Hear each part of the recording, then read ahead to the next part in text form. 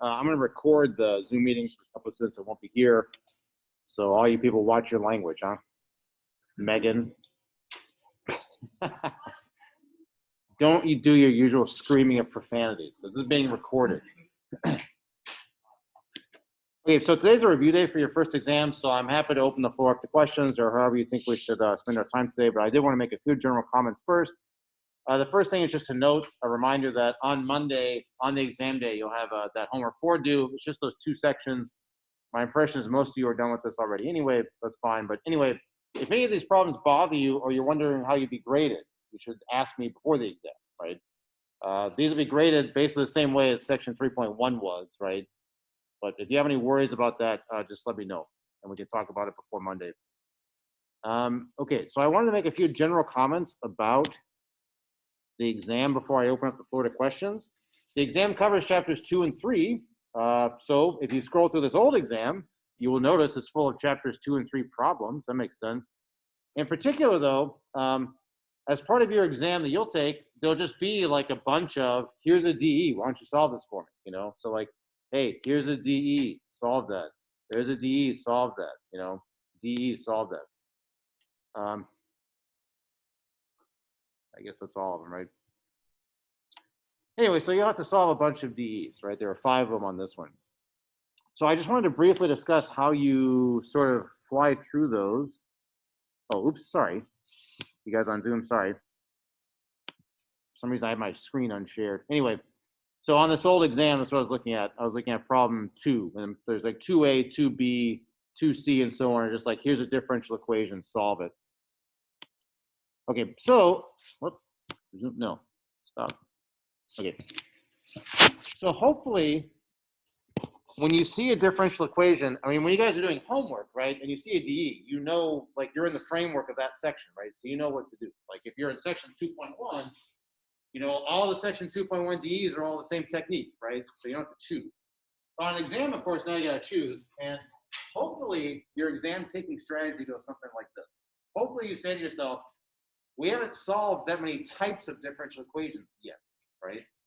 Like in section or chapter 2, there are 3 kinds of DEs, and then in chapter 3, there's really only 1 kind. So hopefully when you see a differential equation, what should instantaneously come into your head is a decision tree like this. Let's just write down what could be on there, right? So the differential equation you're staring at right now could be either first order or second order. So it could either have a second derivative or not, you know. Everybody agree with that? There's either acceleration there or not, if you like. This was chapter 3. This is chapter 1. So if what you're looking at is a first order DE, then hopefully you remember there are only 3 kinds of them. There were first order linear, there were separable, and of course there might be some overlap. Like some of these guys were these guys, but anyway, so not purely distinct, but these are the 3 categories of differential equation, right? And that was it. And so then hopefully once you like name something like, oh yeah, separable or exact, hopefully what comes with that is a memory of what you do. So for example, first order linear DEs. How would you solve those? What was the technique? That way you just like isolate each variable to each side. Ah, that's this. Yeah. So you're talking about separating variables, right? So if the DE can be pulled apart, right? If dy can be grouped with all the y's and dx with all the x's, here, maybe let me put a little column here. So solution technique or something. So the solution technique, separable, was to separate the variables. That's what we did. First order linear, though. Do you guys remember how you solve those?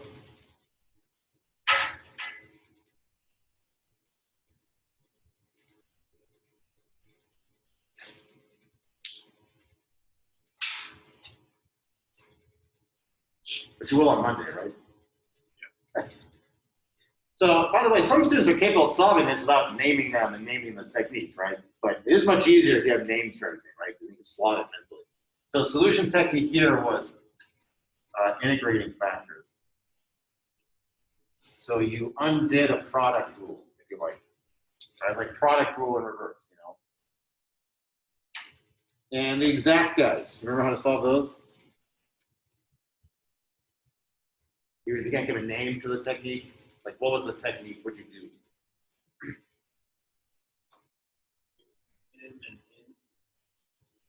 Yeah, right. So it was like an M plus NY prime thing is what they were. And the way you solved those was you sort of like partially integrated your way out of there or something, right? You got two separate forms for the F. So I don't know, you can call this whatever you want, but I think of this as partial integration. You took a dx integral and a dy integral and you got them to sync up. So if you see an equation with only a y prime and not a y double prime, there's really only three things that can be done right now, right? Now, of course, in general, this is false, right? But we're not doing this in general. You're taking an exam over chapters 2 and 3 of this textbook, right? So here's like the three things you might have to do. What if you see a second derivative? How do you solve those things?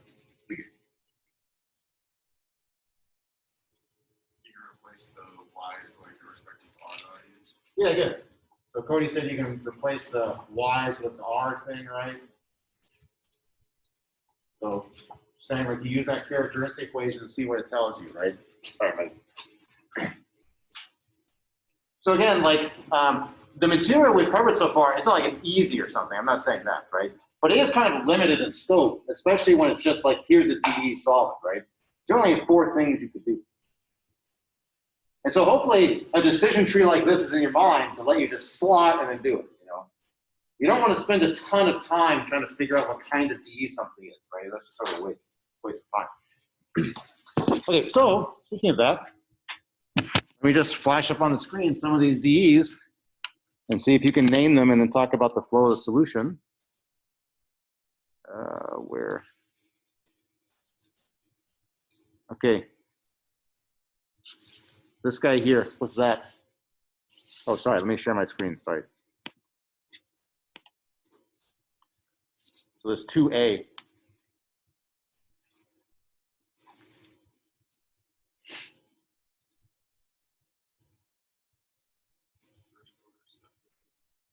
Yeah, so at the very least, first order is correct, right?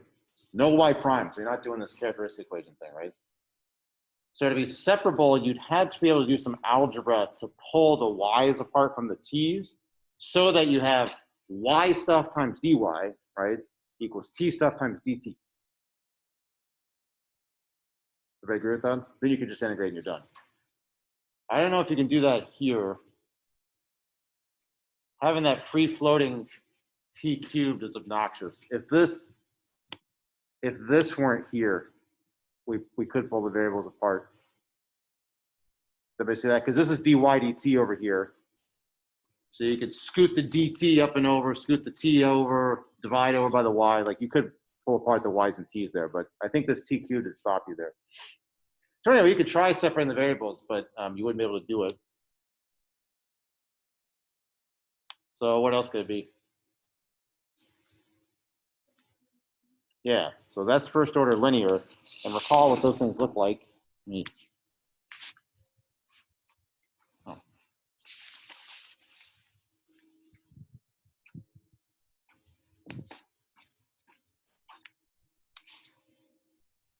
Stable. All right. So first order linear guys can be made to look like this, and to solve them, you have to make them look like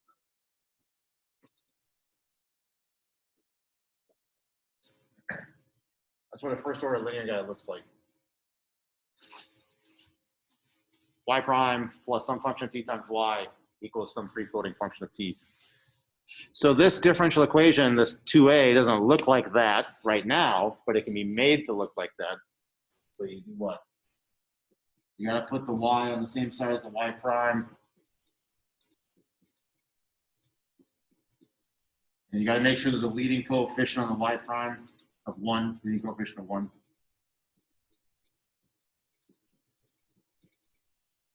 So you have to do this, as you guys did in your homework several times, right? Once you have it written like that, then that solution technique hopefully just kicks in on autopilot on some level, right? You guys did it several times. But anyway, if you can't slot that DE as this thing, then I don't know what you do with it, you know? But if you slot it, then it's just like, boom, that's what it is. I'll hit it with that technique and I'm done. So we can solve this later if you guys want to, right? But you see what I'm saying? I guess we'll look at it and be like, oh yeah, that's what that is, right? It's only 4 options. Let's look at another one. Let's look at 2B.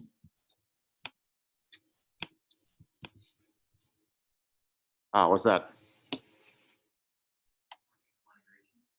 Yeah, that's an exact one. And exact ones usually easy to spot because they're like the worst looking ones. You know, remember that for chapter 2, right? It's definitely not first order linear because there's like a sign of y there, right? That's not linear, you know. To separate the variables, I mean, you have to somehow pull all these y's and x's apart, and they're pretty intermingled, right? So I don't know about separating variables, and it's not second order. There's no y double prime. So boom, it's the partial integration thing, the m and n thing, whatever, right? So once you identify that, oh yeah, that's what I do. And so off you go. And again, we can solve these if you want to, but I just want to classify them right now.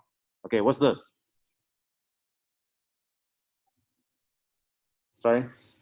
Yeah, just that second order guy, right? Like boom, r squared thing, right? R squared minus 6r plus 34. Off you go. Okay, what's this? 9D.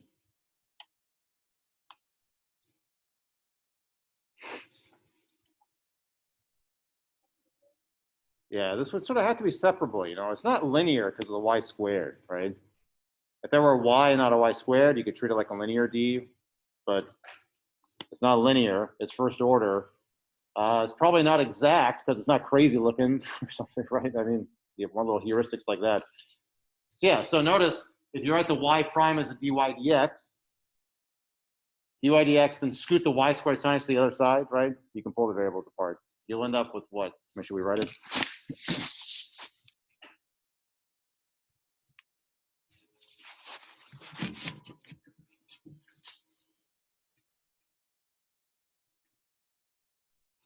Do my decision tree up.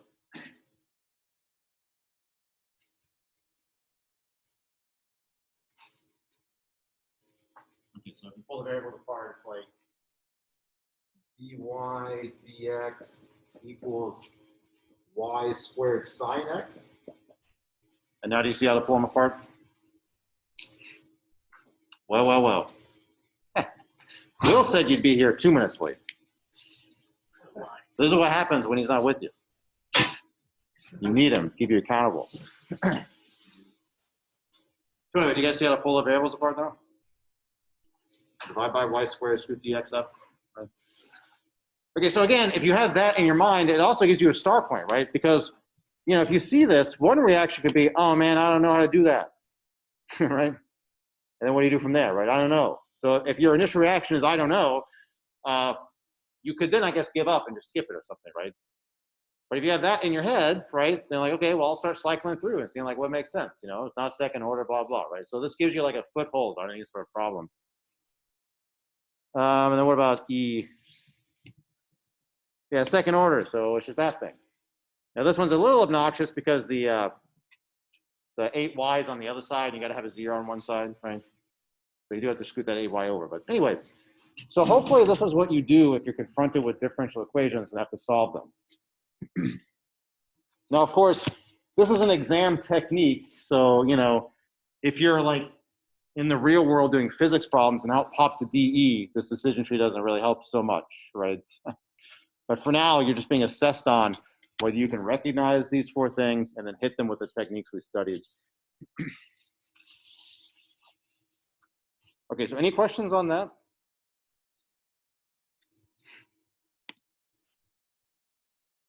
So that was an old exam. So as you go through review problems, you should do similar things here, right? So you're just like, oh, here's a bunch of DEs, right? Just all up in your face. Solve these, you know. Just as you move through them, you should be doing this, right? So I don't know, maybe let's just look at a couple. Let's take a sample of these. What's this? What kind of thing is that? Yeah, that's separable, right? add the fraction over, cross multiply, separate it, right? Just glancing at these, which of these are exact, do you think? D is exact, and G is exact. Right? They look kind of crazy. I don't know. D and E, like, they're not linear because they're sine y e to the x. They're not separable because, I don't know, do you guys know any fancy algebra to pull the x's and y's apart here? I don't. And I have a PhD in algebra. You know, so if anybody would know how to algebraically separate things, I guess it would be me. So anyway, so you just slot like that. Okay, so those are sort of my general comments. Now, of course, in the homework, one of the more challenging problem sets was the applied ones, which I haven't talked about yet. So I'm happy to talk about any of these applied ones you want, but just notice the applied ones on this exam are scaled down, stripped down versions of your homework problems, right? So they're not as fun or interesting, but on an exam, you're not really doing interesting problems per se, right? You're just, I don't know, you only have so much time, right? We're not trying to get cute. Okay, so let me pause and ask, what general questions do people have about the exam? Or were there any problems you wanted to go over that you find helpful? Yeah. Yeah, on the review or on the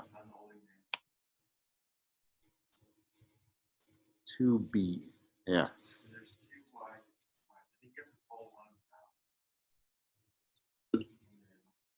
Yeah. So for the exact ones, you had to write, just like the other ones, you do have to write them in a certain form before you start messing with them. So here, yeah, you have to factor the y prime out. And then M would be those first three terms, no y prime attached. And then N would be the other two terms that are attached. You start from there, yeah. Did you want to go through it? Or is that? Do you guys want to solve this one, or you feel okay? All right.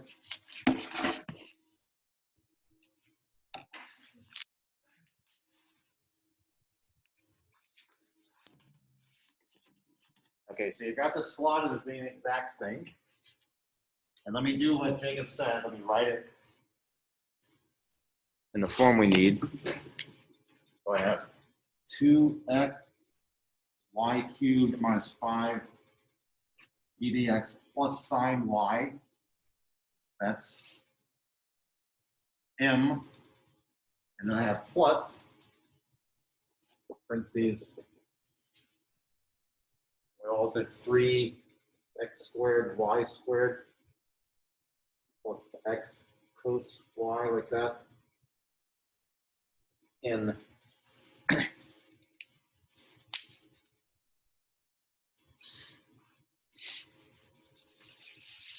So if you wanted to, by the way, there is that quick little check to check if an equation is exact.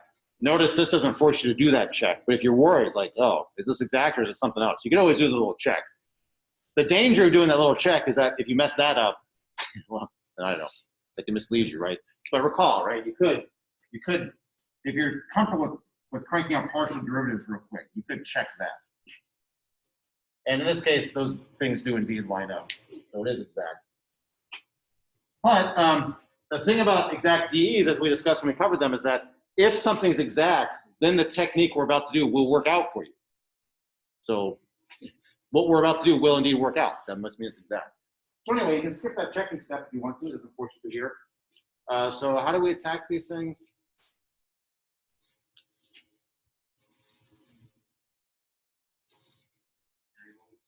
Yeah.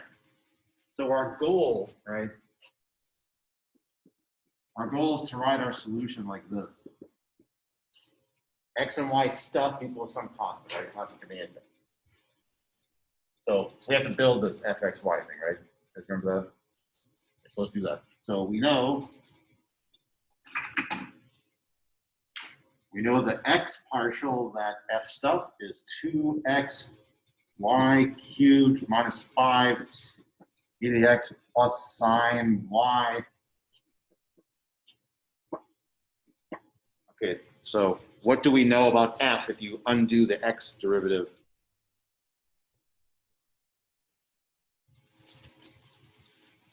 It would be 2y cubed, so 2xy.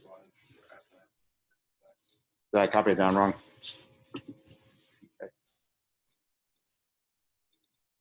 Sorry, I think I misunderstood you. Oh, wait, no.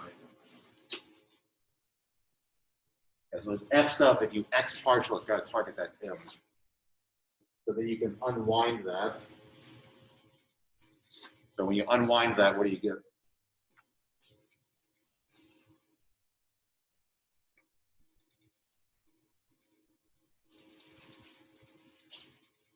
You treat Y as a constant and undo the X's, right? Integrate the X's. How do you do that? What pops out? X squared reduce, and I can't. Yeah. Um, Yeah. let's see, plus sine y. Yeah, good. So the sine was maybe like a 5 or something, right? Integrate 5, you get 5x. And then Cody said plus C, right? You guys remember that? Although C now is any Y stuff, right? So it's like having a plus C here. You can have any free floating Y stuff you want, because that'll die under an X partial. Okay, so then we do the same thing for Y's and N. So let's see, we get X squared Y cubed again, is that right? And then plus X sine Y, is that right? Plus free floating X stuff. Sorry. So it's not Fy equals this, but you use the fact that Fy equals N, right? Fy equals N gives you this.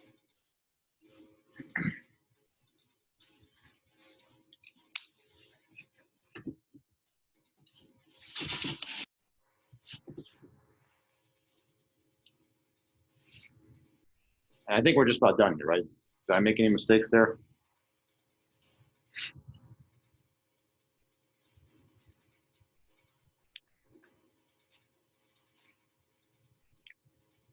Okay, so then how do we finish up the problem, right? Our goal was to eventually write down something like this. What is that Fxy stuff?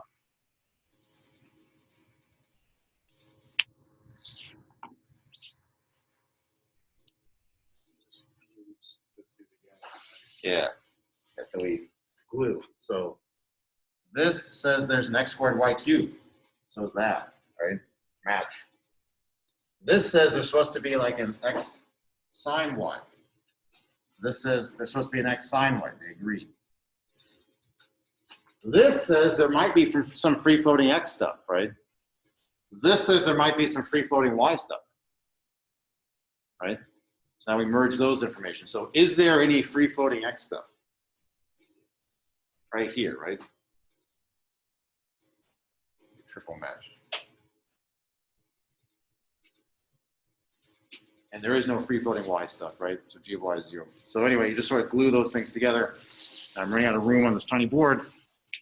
Like here's what the answer would look like.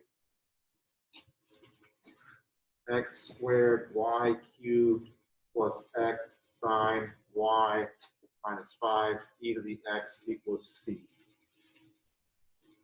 Any function Y that satisfies that equation is a solution. So this is an implicit solution, right? We can't solve for Y here.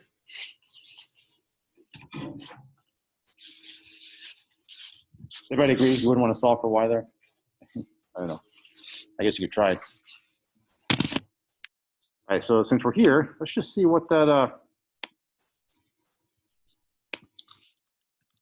looks like.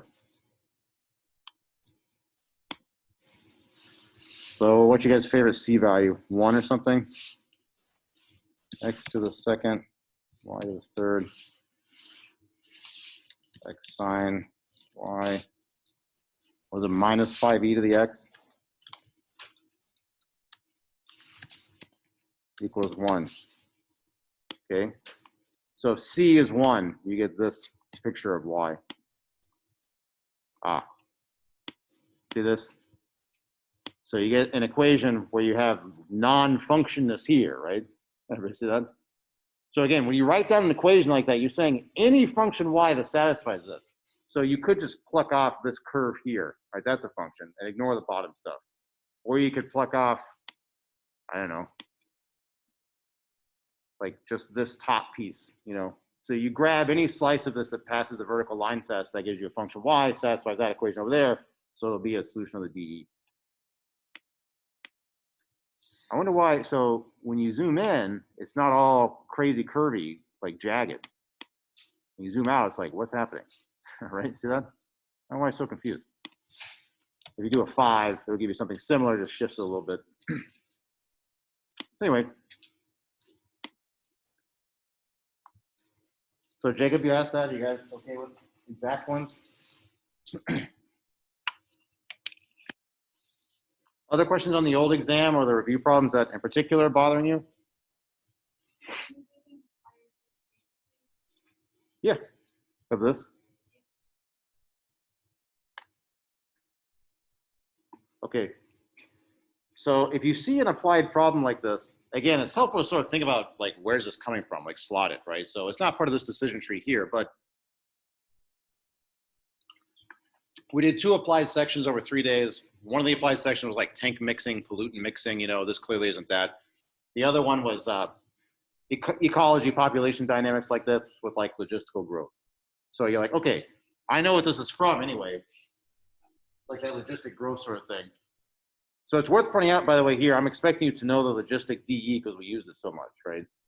So you have to set up a DE that takes care of this logistic growth right here, and also, of course, accounts for the harvesting, right?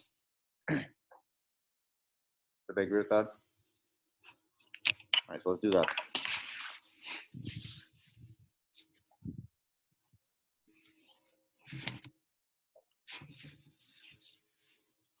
Okay, so suppose that this minus 60 weren't there. Let's start with that. Let's get this erased.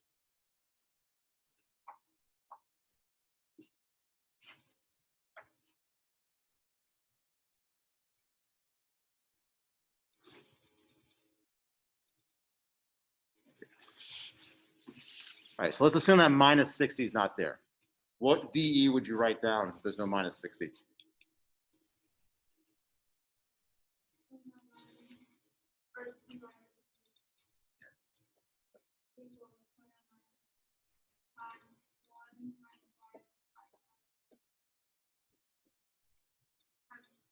Yeah. So there's a logistic growth DE, right? And Y prime here, Y is measuring the population of fish, so Y prime is fish per day, right? Fish per day number. So now once you've written that down, you do, of course, have to take into account this minus 60, right? So now you have to ask yourself, this is sort of like an inflow or something, right? Population's growing, right? So every day, this will add something to the population. How do you account for the fact that you're now harvesting? How's that come into play here? Yeah, so what do you write? Yeah, this 60 number is just a fixed number per day, right? So all the units line up or whatever, right? So the population is trying to do this. You come along like literally 60 gone every day, right? So for part A, this is all you write. Really nothing else to say or do there. So do you have issues with that, Megan, or was that okay? Oh, all right, so part B. Yeah, so somebody walk through part B, like, well, what is part B asking you to do? What does it want from you? What kind of work does it want from you?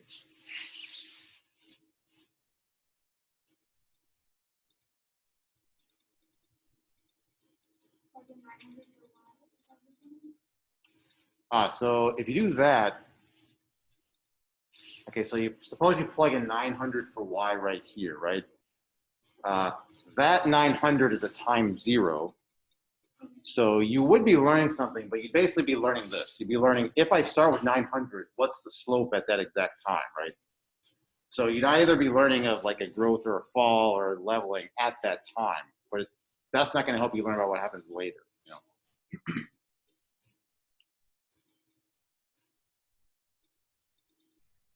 Any ideas here?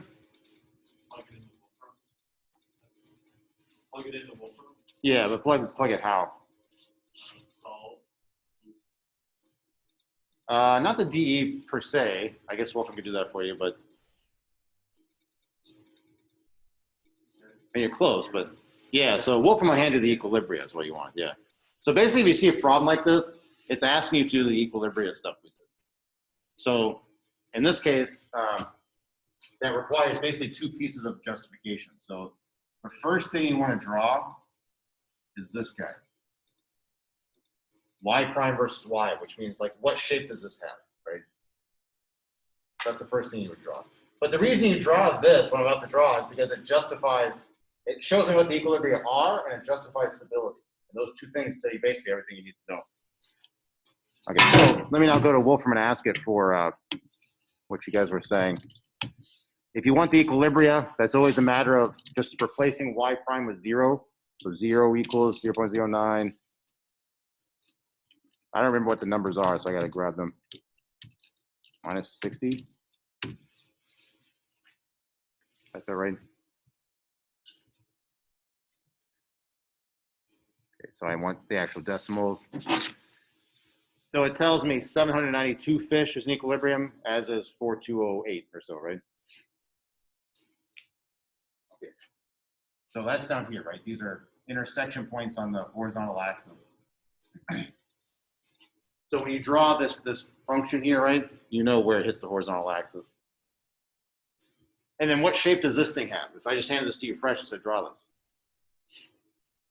Yeah, it's a parabola, up or down. In this case, down, right? Usually we're down in this section.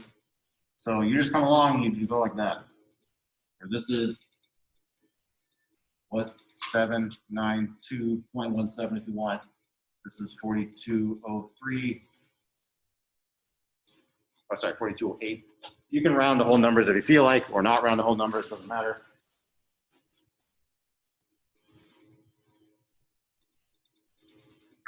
So anyway, part B wants you to draw this.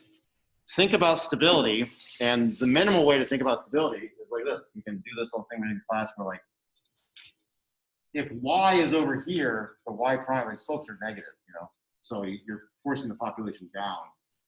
If you're between 792 and 4208, the slopes are positive though, so you're forcing the population to go up. And then over here, the slopes are negative. So then the only other picture you draw is a flow diagram like this, just to put this in the actual place you care about. You care about is time flows, what do Y's do. So here's 792. Here's 4208. And we know that if Y is under 792, the population falls. If Y is between 792 and 4208, the population has to grow and limit to that 4208. And then above that has to fall.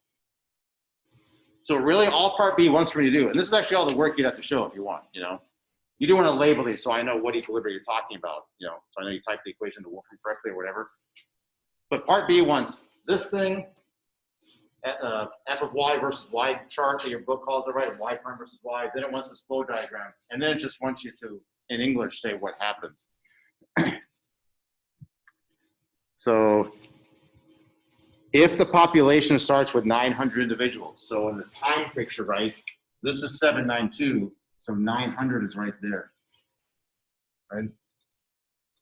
If the population starts with 900 individuals, what happens over time? I'm sorry, say again? Yeah, it grows to 4208 in the limit, right? So in particular, I mean, I could have asked the question this way. If the population starts with 90 individuals, are you over harvesting with that 60? No, right? If you're taking out 60 per day, the population can still grow there. You're not killing everything, right? So I could have asked a question like that, I guess. It's just equivalent though, right? If you have this chart, you can answer whatever you feel like, you know? So if I change that 900 to anything else, right? As I guess part C does, right? So now part C, I could have phrased like this. Suppose there are initially 500 individuals. What about that 60? Should you do that? No, now 60 is over harvesting, right? So you can take out 60 fish per day as long as you start above 792, right? If the population starts above 792, they grow fast enough to counteract your harvesting, you know? But again, like just the point is this chart tells you everything, right? This here justifies this, which tells you everything. All right, the 500 is down here now, right?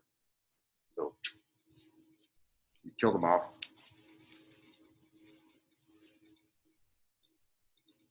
So anyway, we spent 2 days on this in class, right? So you'll definitely see something like this on the exam. That's what it wants from you, you know, those two things.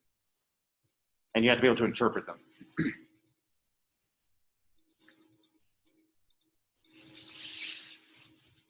Other questions on that? Yeah. I'm still kind of confused about how for like the first, how you got how you know that the parabola opens downward or upward, like how you're able to tell. Yeah, sure. So any parabola, it's just the coefficient of the y squared term tells you if it's up or down. So if that coefficient is positive, it opens up. If it's negative, it opens down. So here, you ask yourself, well, if I expanded this out, would the leading coefficient be positive or negative? If there's a negative there and that's positive, it'd be a negative in the end. They just spot it like that. Other questions on that?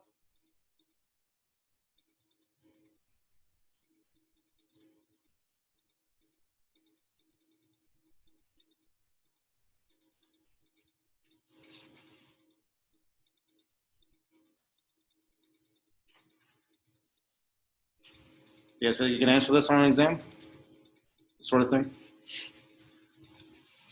Okay, so just real quick, the other kind of problem we had in the homework was not 60 fish per day, but like 5% of the population per day. You guys remember that question? So suppose it were that. Suppose it were 5% of the population per day. What changes about any of those?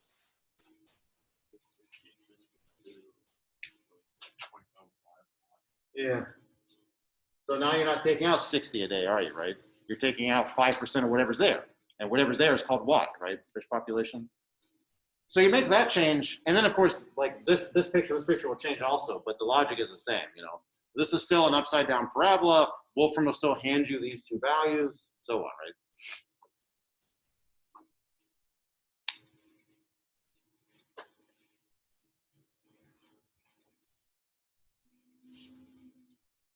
Okay, so again, what made that homework hard in particular was all the beta, alpha, H, whatever, right? So notice this doesn't have that, right? So it's really just assessing if you know to do this equilibrium thing, right? You can interpret those pictures properly. It doesn't want anything more from you.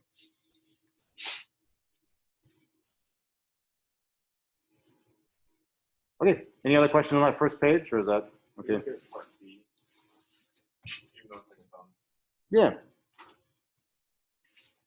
Okay, so as we discussed, 60 is not going to be over harvesting as long as the initial population is big enough, right? So you're not going to guarantee kill off the population with 60. So the question is, could you make that 60 bigger, and if so, how big, right? Do you agree with that? 60 is sustainable, you know, as this picture shows, right? Still grow at 4208. So any ideas, like, how could you figure out how big this is? Could you push that 60 to 150? Because if you could, you should, right? That's more harvesting for you, better for you. What's the cap on that 60 number?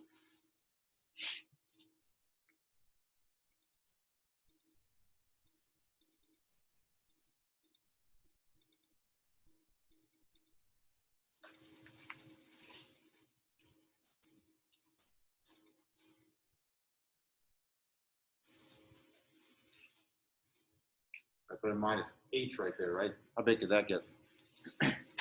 How would you find out how big that could get?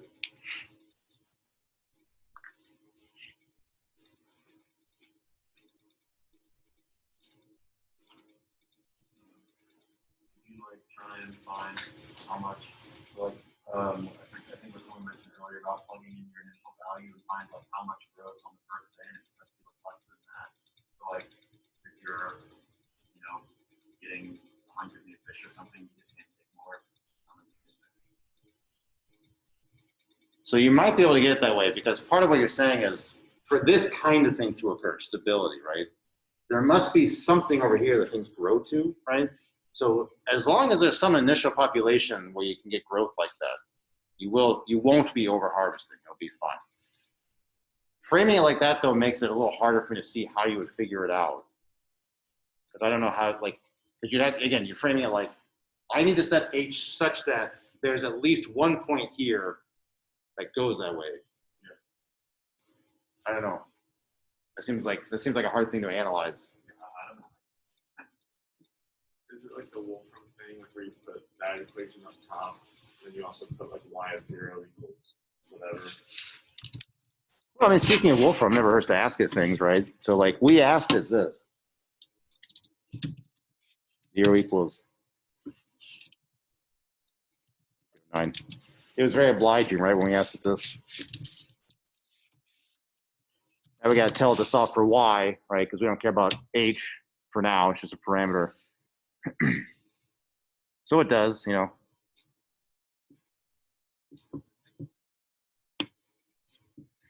Okay. So if we plugged h equals 60 in there, right, we get that 7924208 thing, right?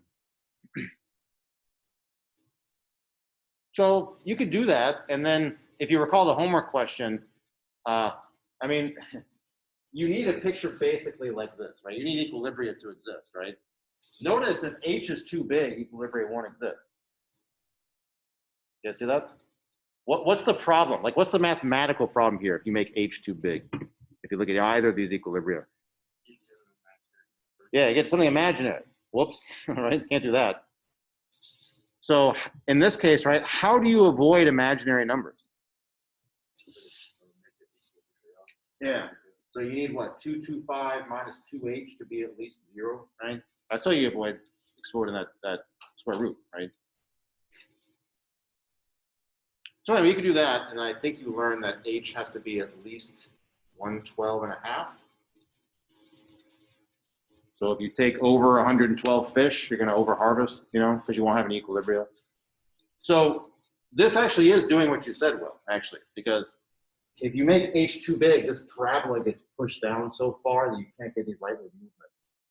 So what you were saying was correct. It's just if you frame it like this, you can more like easily get what you want. Does that make sense? But anyway, it's equivalent to what you said. Now, the students who got this question right on the exam didn't do this. They just happened to remember what the answer was from the homework question, because the homework question got this for you, you know.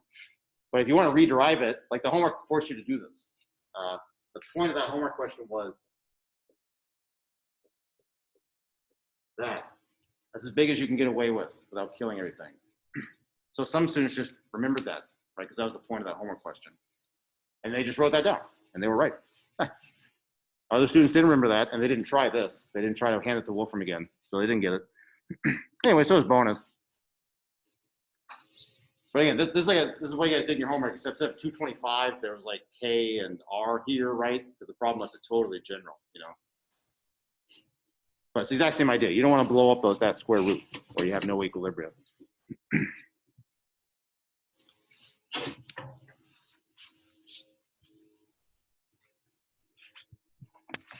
Okay. So the punchline of all this, right, is if you have a DE like what's on the board there, right, y prime equals y stuff, and you're just asked about what happens over time, the technique is always the same. You draw those two pictures to show me what happens for the equilibria, and interpret them, and you're done. There's no other technique there. That was true for this question. It was true for the epidemic question. Remember that? We learned that the population limited to 100% or something, right? You guys remember that? It was the same technique. So the problem didn't care that it was like not fish anymore, and that it was sick people instead.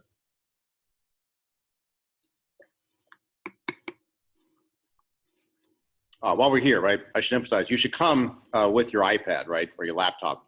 So I'm assuming you're going to use Wolfram like you did in the homework, right? So, and you should, right, save yourself time. I'm assuming you're not solving quadratic equations by hand. If you're doing that, you're just wasting your time. Okay. So we still have a few minutes left. Is there anything else that's worrisome for you, either on the old exam or in the review questions that you want to talk about before we go?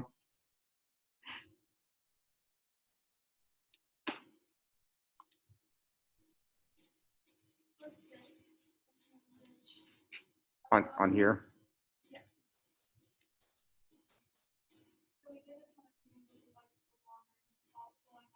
Yeah. No. Give one example. Yeah. So most students on this question wrote, when the salt went in the tank, or something like that. Yeah. That's all I want. Yeah, so section 2.3, where we're doing all this tank mixing, pollutant, salt, whatever, all those equations were first order linear DEs, section 2.1. So that was an application of those guys. Yeah. Yeah, that's all you're right. Yeah. I just want you to articulate that you know tank mixing problems or pollutant mixing or whatever, right? Those were applications of first order linear, which made them worthwhile to think about, you know, if you care about the application. So you don't have to come up with your own. Is that what you're asking? No. No, okay. Hey, you don't have to solve it, right? Other questions? You guys comfortable with this? This is a section 3.2 question. Oh, it's like the same one we did in class, right? I must have a very limited bank of these, right? The one you got assigned for homework, I accidentally reassigned as paper homework or the supplemental homework, right? And here's the one we did in class. I really should expand my horizons on these kinds of problems. Anyway, you guys comfortable with these things?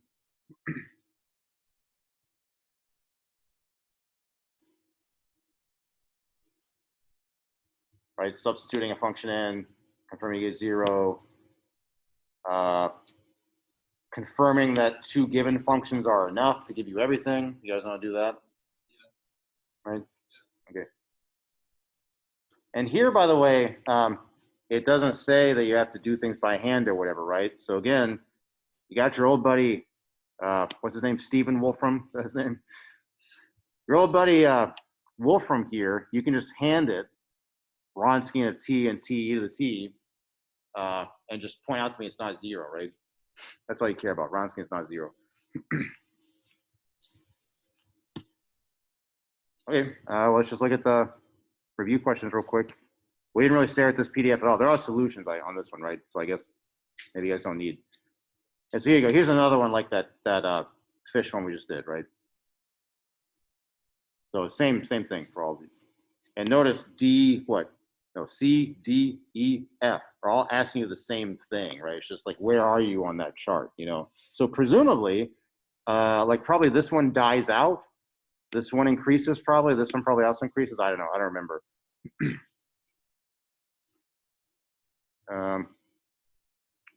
Yeah, so any issues with any of these? You guys feel comfortable with these? Yeah. Sorry, can you look at more on the holding? Yeah.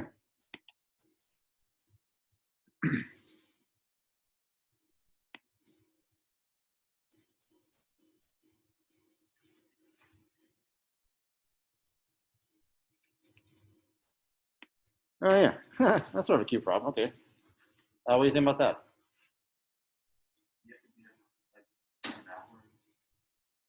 Well, so it's saying, I'm not going to tell you anything about A, B, and C here, right? I'll give you a single solution of that DE. So the general solution is C1 times the solution plus C2 times another solution.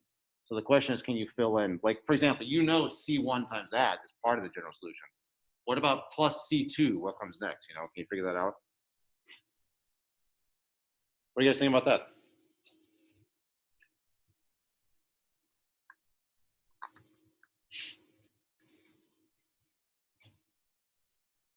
Can you guys do that?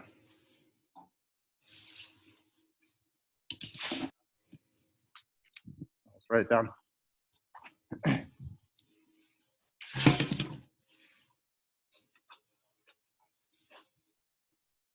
so this question is kind of similar to like the very last question of 3.4 on some level, which in this most recent homework, which is really just asking you to process. If you have a D like that, no matter what A, B, and C are, right? There's only 3 cases, right? You can get 2 real roots, 1 real root, or complex roots, right? So that DE right there, given the solution that was already given to you, what can you say about the roots of the characteristic equation? They're complex, right? That's the only way you got trig, you know. Everybody agree with that? So that's really all it's testing is like, do you recognize, oh, I must have had complex roots, so I know sort of for free what the other solution is, right?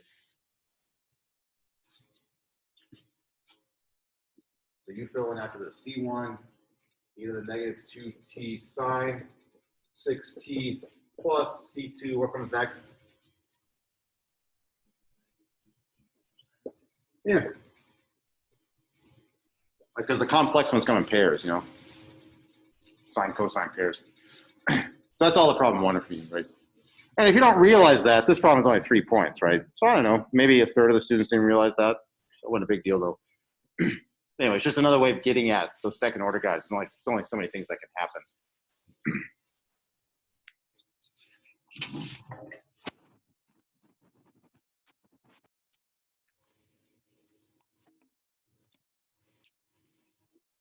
All right, other questions? Number 5, when it has the two-stage that's kind of the same as the like -50 is just plus p at the end of it, right? Yeah, so that so this is like a what's coming in minus what's going out. Yeah.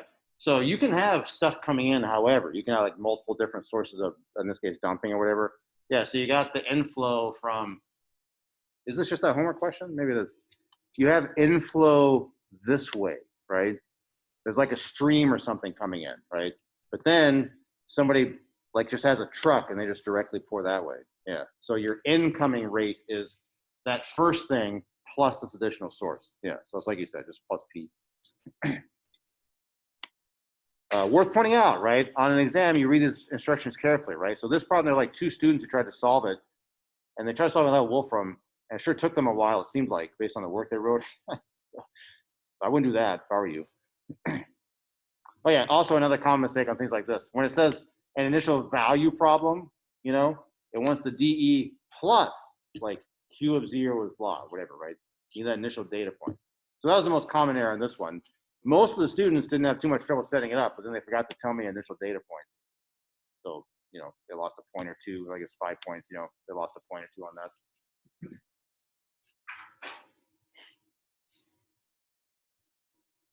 All right, so we have time for maybe like one more if you guys want. Or if you feel comfortable, then we can just high five our way out of here.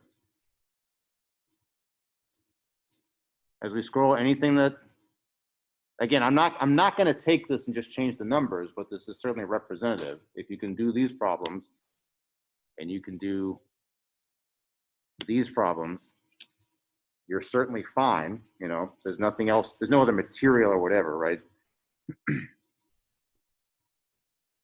Do you guys feel comfortable with these?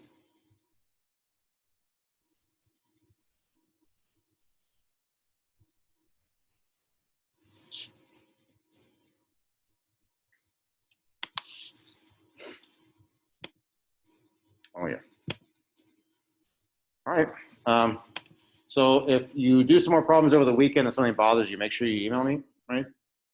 Otherwise, I'll see you guys in here on Monday. Have a good weekend.